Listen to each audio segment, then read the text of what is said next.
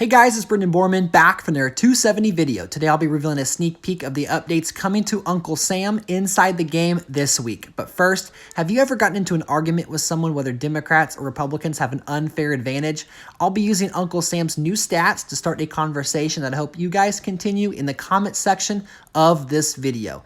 And while I'm thinking about it, don't forget to like this video and subscribe to the channel for more 270 content. Some states inside the game, like Old South, traditionally favor Republicans, while Democrats generally have the advantage in African American groups. But from an outside perspective, does it boil down to the purple groups that overlap?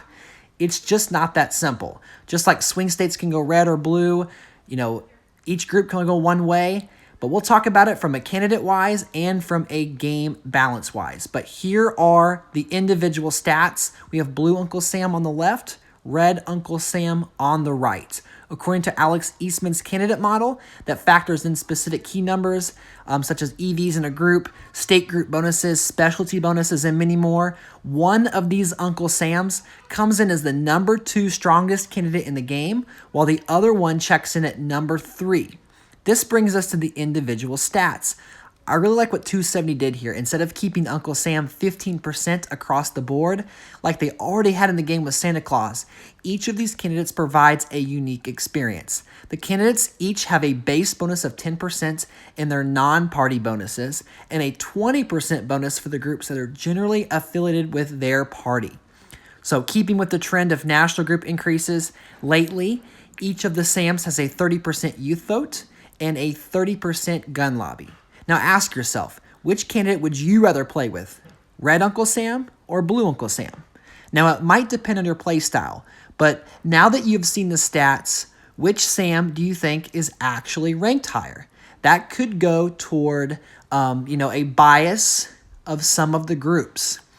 Now, the correct answer in Alex Eastman's model by the slimmest of margins is that red Uncle Sam is number 2 and blue Uncle Sam is number 3.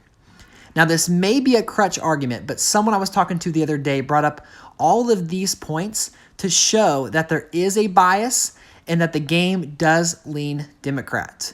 Now, of the 3 $100,000 bonuses, 2 of them are generally considered to be Democratic bonuses. Now, the Old South bonus is the only one that can be achieved by turn 2 currently, and that is a red bonus. Town and Gown, that is considered the ballot bonus because there generally isn't New York pressure in most games, and that money can be stockpiled in states like Minnesota, Missouri, Vermont, Maine, all these states on the ballot. Whoever has Town and Gown can generally use that to secure more EVs.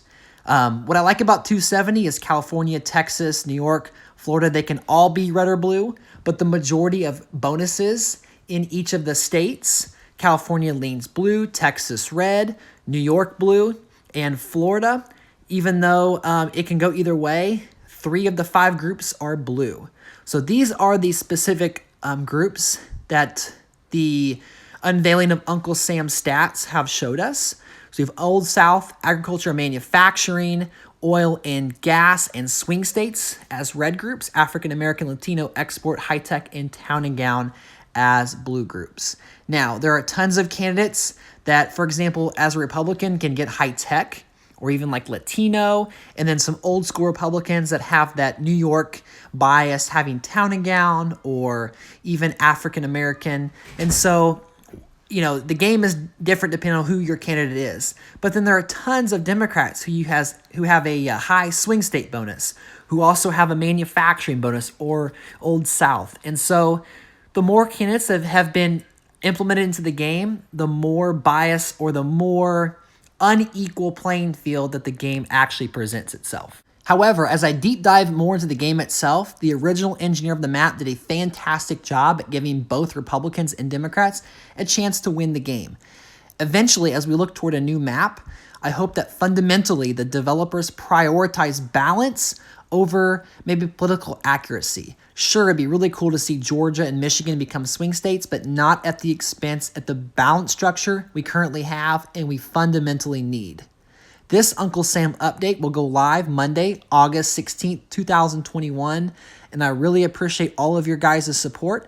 Thank you so much for watching. This is Brendan Borman. I'll catch you guys in the next 270 video.